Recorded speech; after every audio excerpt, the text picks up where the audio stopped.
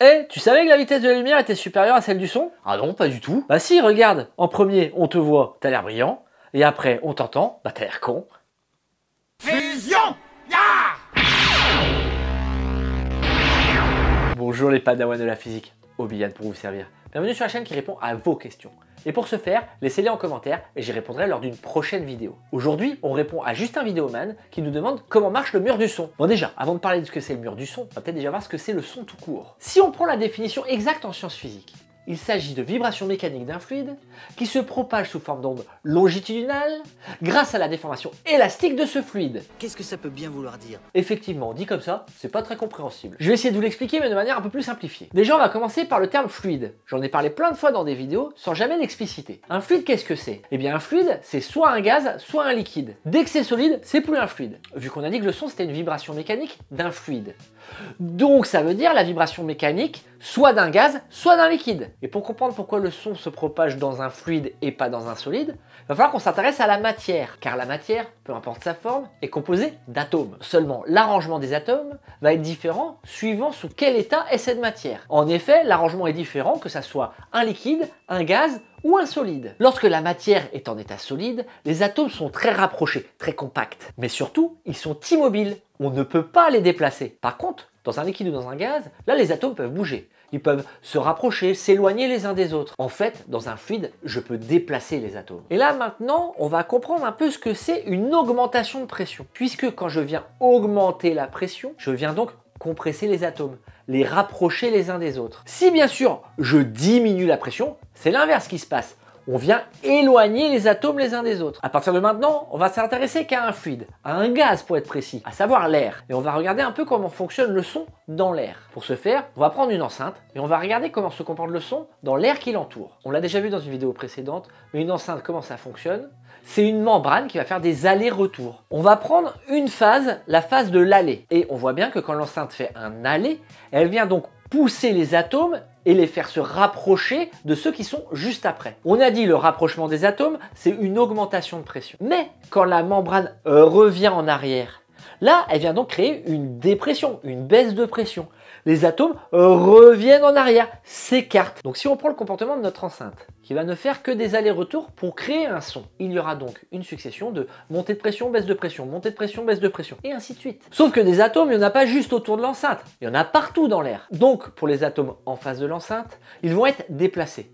Ils vont se rapprocher de ceux qui sont juste après. Ensuite, ce sont les atomes juste après qui vont se déplacer, et donc se rapprocher de ceux encore après. Et effectivement, si on continue, il va y avoir une propagation. C'est comme ça que le son se propage dans l'air, par le déplacement successif des atomes. Donc là, ce qu'on va regarder, c'est une enceinte qui émet un son, et on va regarder exactement comment se comportent les atomes autour de cette enceinte. Vous voyez un peu comment ça réagit? Ça fait une forme d'onde. Et oui, le son est une onde. Pour voir cette forme d'onde, ce qu'on va faire, c'est qu'on va tracer l'évolution de la pression en fonction du temps. L'enceinte, on a dit qu'elle faisait des allers-retours. Donc quand elle faisait un aller, il y a une montée de pression. Et quand elle faisait retour, il y a une baisse de pression. On monte dans la courbe, il y a une montée de pression, ça veut dire qu'il y a un aller de l'enceinte. On commence à diminuer en pression, descend, descend, descend, descend, donc ça c'est le retour. Puis on commence à remonter, c'est l'aller, et on commence à redescendre, c'est le retour, et ainsi de suite. On arrive sur une forme qu'on appelle périodique. Qu'est-ce que ça veut dire périodique? Bien ça veut dire qu'un motif est répété plusieurs fois d'affilée. En l'occurrence, on voit bien que notre courbe, c'est bien un motif qui se répète plusieurs fois. Lorsqu'on est en présence d'un phénomène périodique comme ici, il y a deux paramètres qui vont sortir.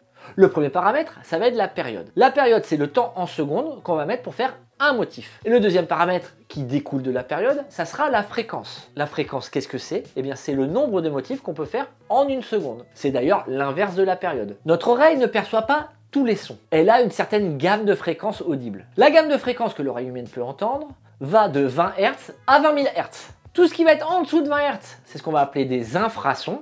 Et tout ce qui va être au-dessus de 20 000 Hz, 20 kHz, c'est ce qu'on va appeler des ultrasons. Un truc qu'il faut savoir, c'est que plus la fréquence est faible, donc plus je me rapproche des 20 Hz, plus le son va être grave. Et inversement, plus la fréquence va être élevée et plus le son va paraître aigu. Bon, tout ça c'est bien beau, on a vu le son créé par une enceinte qui est immobile. Mis à part les mouvements de membrane, mais elle ne bouge pas, elle ne se déplace pas. Que se passe-t-il si le son est sur quelque chose de mobile? D'ailleurs, vous avez déjà dû vous en apercevoir dans la rue. Lorsqu'une ambulance... Il est où le U? Le U. Le U. Mais de quel U tu parles? Il est où le U de l'ambulance? Tête de nœud. Ah ouais, c'est vrai, il y a un U dans ambulance. Du coup, ce que je disais, c'est quand une ambulance arrive pleine balle, sirène à fond, et qu'on est immobile, on entend ça.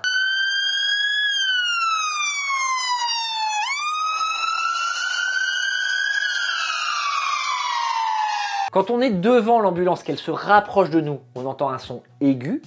Et lorsqu'elle passe et qu'elle repart, et qu'on est donc derrière elle, on entend un son plus grave. Ça, c'est à cause d'un effet que vous connaissez peut-être. C'est l'effet Doppler. Et ça, je vais vous l'expliquer tout de suite.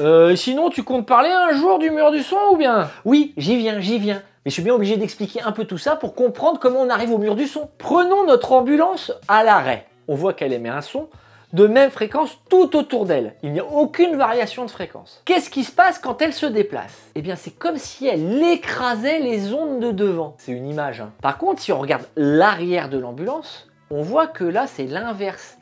On ne tasse plus les ondes, elles s'écartent. Et donc, à l'avant de l'ambulance, les ondes se rapprochent. La fréquence va donc augmenter. Si elle augmente, le son devient plus aigu. À l'inverse, on a dit qu'à l'arrière, les ondes s'espaçaient. La fréquence donc diminue. Le son est donc entendu plus grave. Mais ce phénomène est bien uniquement perçu par la personne qui ne bouge pas et qui regarde l'ambulance passer. Le conducteur, lui, il entend la même fréquence tout le temps. D'ailleurs, je fais un petit aparté sur l'effet Doppler, pour que vous compreniez que ce n'est pas qu'avec le son que ça marche. C'est avec tout ce qui va être de forme ondulatoire. La lumière, par exemple, c'est aussi une onde. D'ailleurs, si vous voulez un épisode sur la lumière, vous savez ce qu'il vous reste à faire. Bref, revenons à nos moutons. Ou plutôt, à notre ambulance.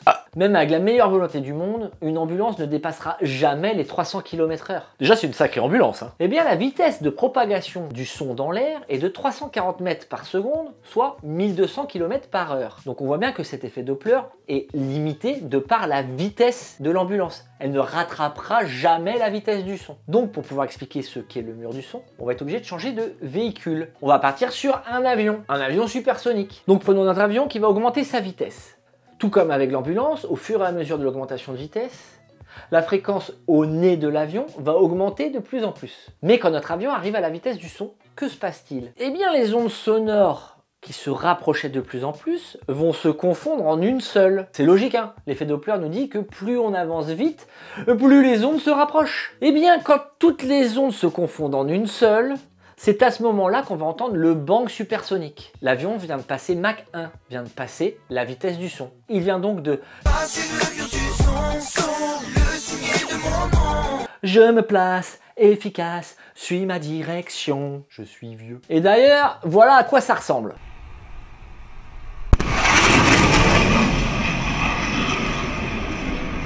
Vous avez entendu le bang supersonique? Il apparaît après que l'avion soit passé. C'est normal. L'avion va plus vite que la vitesse du son, donc le son arrive après. Et tout ça à cause de l'effet Doppler. Et voilà, c'est tout pour moi. J'espère que cette petite vidéo vous a plu. Si c'est le cas, n'hésitez pas à vous abonner et à mettre le petit like. Si vous ratez aucune des prochaines vidéos, n'hésitez pas à clocher. C'était Obian qui vous dit que la science soit avec vous.